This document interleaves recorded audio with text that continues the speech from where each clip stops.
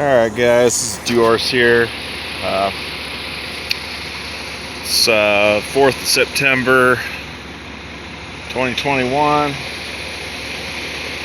It's approximately midnight out here in the middle of nowhere off the side of the road over here in northern Wyoming. And I decided to go ahead and just film this one outside the truck, because the first time I tried filming this, it just didn't come out so good. The audio just did not come out good just due to the engine noise. I'm hoping the engine noise right now ain't going to drown anything out. I'm standing as far away from the truck as I can.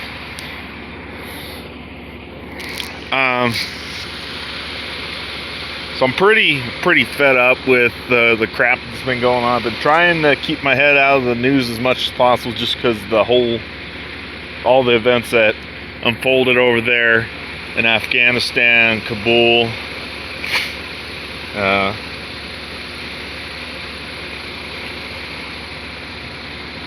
I for a minute there not gonna buy the fact that there's only 200 Americans left in Afghanistan, and Joe Biden coming out and saying, "Oh, it was a big success." I'm sorry, that's not a big success there, Joe. You failed. You failed your job. You have failed as a leader to get those people out. We nearly threatened World War III with Iran back in the late 1970s, early 1980s, for the 440 hostages, and 200 American lives being left behind is considered acceptable. First off, I'm not buying the fact that there's only 200 left. I'm willing to bet you there's probably closer to 2,000, maybe more, still sitting over there. I mean, the numbers fluctuated. Conservatively speaking, there was about 10,000 people left, abandoned by our U.S. military over there in Afghanistan. Now we've got Taliban going door to door, executing people. And then we got stupid fucking news agencies like CBS going out there and saying, well, the Taliban, they're more moderate. They're a more moderate terrorist group.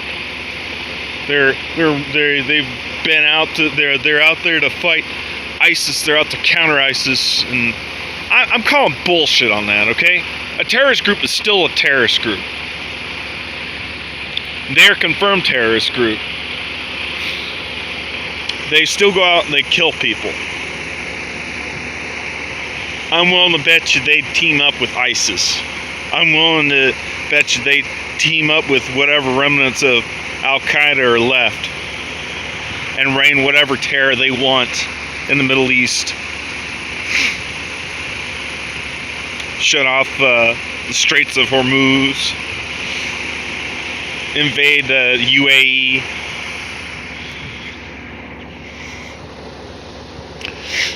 Do whatever kind of nasty shit they want to do to Israel. I mean, now they got the hardware to do it. We left some $85 billion worth of hardware, frickin' weapons you couldn't imagine. Just left it there for the taking. And I find it ironic that these guys are a confirmed terrorist group, and we left them with full auto machine guns, explosives, drones, secret squirrel shit, encrypted devices, attack helicopters, Black Hawks, JLTVs, up-armored Humvees.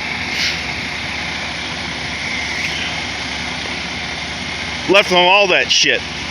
And yet me, and other people like me, veterans, law-abiding citizens, if we even think about illegally modifying our Class 1 sporting rifles into full auto machine guns, or even attempt to, we'll get our doors kicked down, we'll get our dogs shot, we'll get our wives shot, we'll get our kids shot and or burned.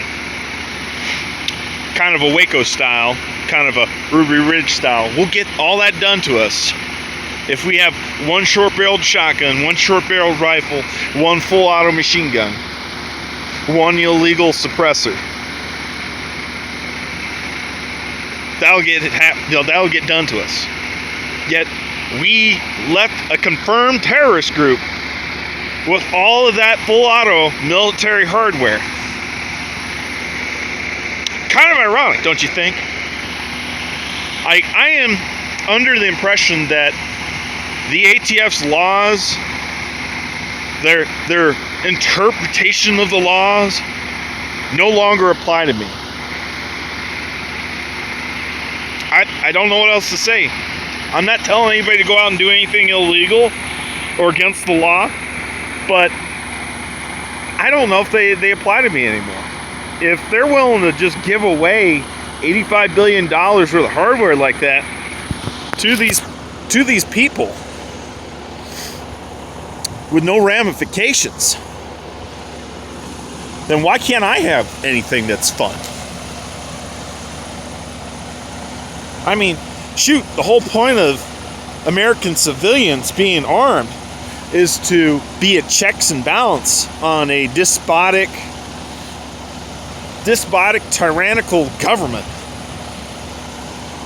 And they know damn well why they don't want to be giving us that hardware, because they don't want us to be able to counter this tyrannical government. Fucking Lloyd Austin, that piece of shit chief of staff, needs to go away. Something needs to happen with him. He needs to go away. He needs to no longer have a job.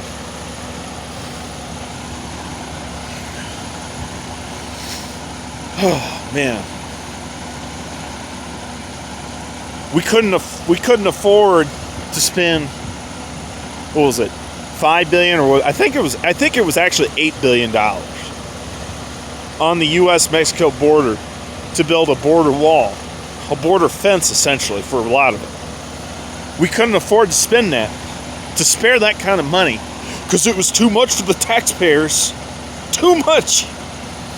Yet we somehow afforded to give away $85 billion worth of military hardware, explosives, and anything you can imagine to the Taliban. What the serious fuck? Let's not forget all those American lives that are going to be lost. Let's not forget the 12 Marines and the 1 Navy corpsman that was killed in that suicide bomb. Let's not forget about all those American lives that are going to be lost from the Americans that we abandoned. We left there in that country to fend for themselves.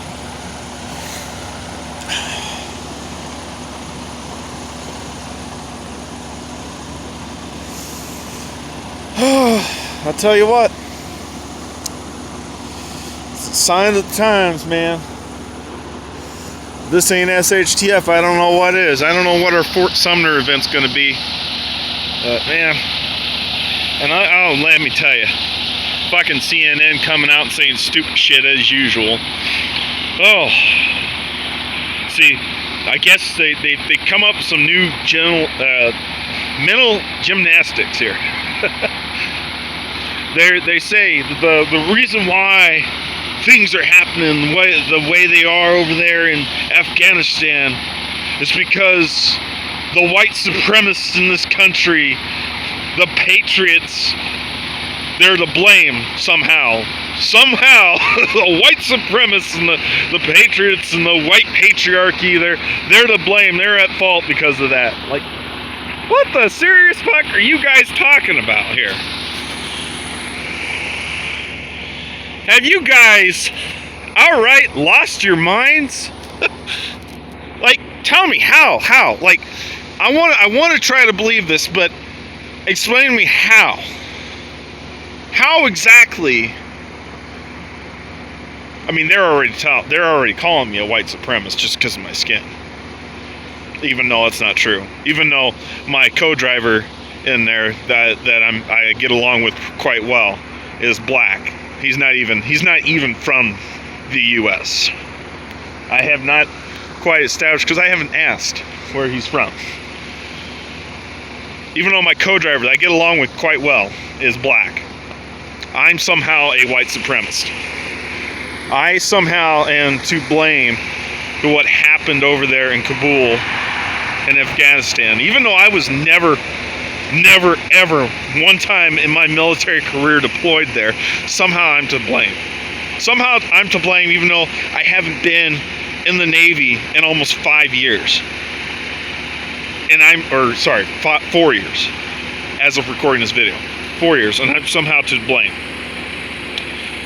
I just don't understand how that works. I really don't. Golly. But yeah, we couldn't afford some $5-8 billion to put up a border wall back when Trump was in office between U.S. and Mexico. Yet somehow we could afford to give away $85 billion worth of military hardware. Tell you what, man. I guess this would be a good time as any to go ahead and get yourself a big old swath of land.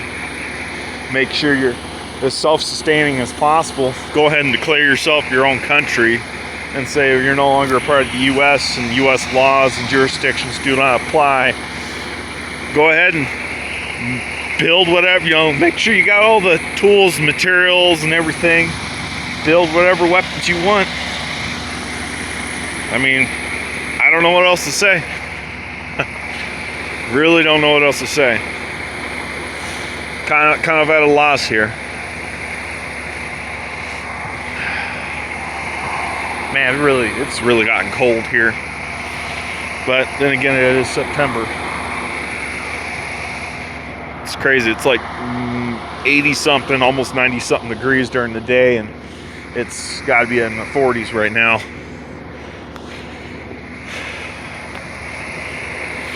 Yeah.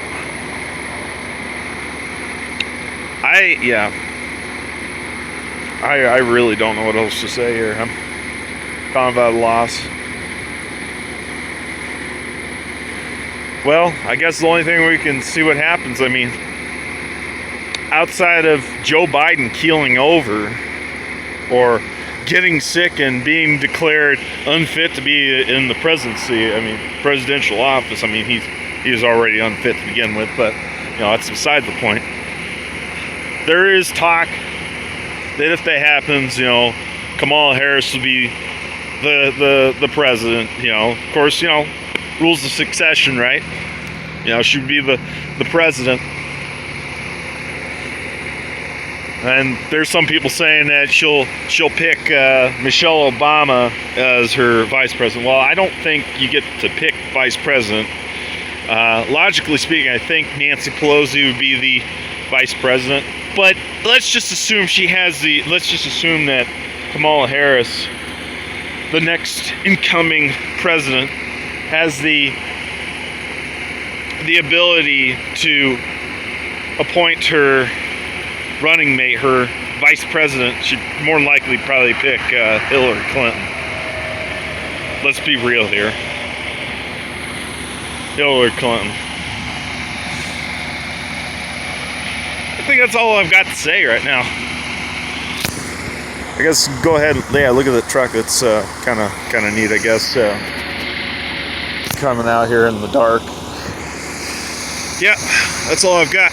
I'm Diorce, and I'm out. You guys have yourselves a good one. Bye bye.